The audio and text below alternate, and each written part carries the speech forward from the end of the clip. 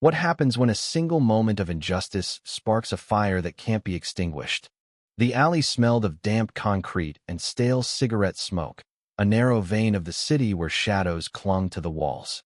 Aisha Carter, a 32-year-old nurse, hurried through it, her sneakers scuffing against the uneven pavement. Her shift at the hospital had stretched into the early evening, and all she wanted was to get home to her daughter, Maya.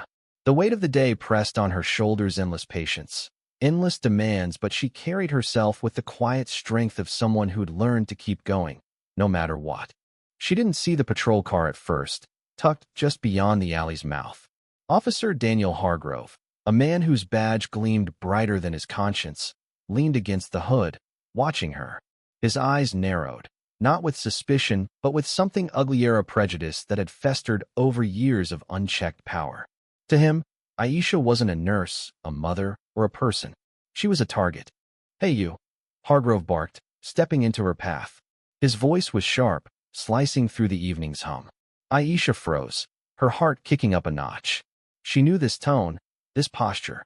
She'd heard it in the stories her brother told, felt it in the glances she'd caught her whole life. "Where you headed in such a hurry?" he asked, his hand resting on his belt, fingers brushing the holster. "I'm just going home," Aisha said, her voice steady but her palms clammy. She kept her eyes on his, refusing to look away. Hargrove smirked, stepping closer, his boots heavy on the ground. "Home, huh? Let's see some ID. And maybe check what you're hiding under that skirt." His words dripped with malice, and before Aisha could react, he reached out, grabbing the hem of her skirt and yanking it upward. The violation was instant, a jolt of humiliation and rage. Aisha stumbled back, her hands shoving at his arm. "Don't touch me," she shouted, her voice cracking with fury. Hargrove laughed, a low, ugly sound, but the alley wasn't as empty as he thought. From the shadows, a figure emerged: Jamal, a lanky teenager with a phone in his hand, his thumb already on the record button. He'd been cutting through the alley on his way to the corner store, but now he stood frozen, capturing every second. "Yo, you see this?" he whispered into the phone, his voice trembling but resolute. The camera caught Hargrove's sneer, Aisha's defiance, the raw ugliness of the moment. Hargrove didn't notice Jamal at first. He was too busy towering over Aisha, his hand still hovering like a threat. "You gonna make this hard?" he taunted. Aisha's chest heaved, her mind racing. She thought of Maya, of the world she wanted her daughter to grow up in, a world where this didn't happen. "You're done," she said, her voice low but fierce. "You hear me? Done." The twist came not from Aisha's words, but from the sudden flood of light. Headlights swept across the alley as a delivery van pulled up, its driver a middle-aged woman named Carla leaning out the window. She'd seen enough. "Hey," she yelled, her phone already out, live streaming to her small but growing followers on X. "What the hell's going on here?" Her voice was a hammer, shattering the officer's confidence. Hargrove spun around, his face paling as he realized the cameras were rolling. 2 phones, 2 angles, 2 witnesses. The footage spread like wildfire. By the time Aisha made it home, her hands still shaking as she hugged Maya, the video was everywhere. X lit up with hashtags. "Justice for Aisha, no more."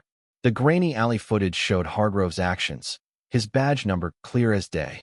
Comments poured in: outrage, support, demands for accountability.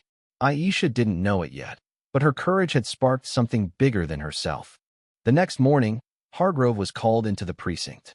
His captain, a grizzled veteran who'd seen too many bad apples ruin the badge, didn't mince words. "You're done, Hargrove. Turn it in." The officer's protests were drowned out by the weight of the evidence-due videos, one truth. By noon, his badge was gone, his career in ashes. Aisha sat at her kitchen table that evening, Maya coloring beside her. The news played softly on the TV, showing protests outside the precinct, people chanting her name. She didn't feel like a hero. She felt tired, raw, but also unbowed. Jamal's video had given her a voice when Hargrove tried to take it. Carla's livestream had amplified it. And the city, flawed but listening, was starting to respond. It wasn't justice, not fully. One badge gone didn't fix the system. But it was a start.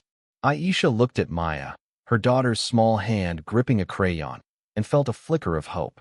Maybe, just maybe, the world could change.